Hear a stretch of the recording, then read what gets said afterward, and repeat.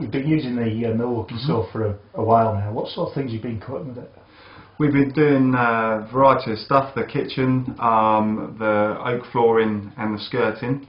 What we found, one of the great benefits with it is on the white vinyl gloss on the kitchen. Yeah. Cutting the mitres on here is imperative. We get a nice clean fine cut, and that saw absolutely does the trick for us.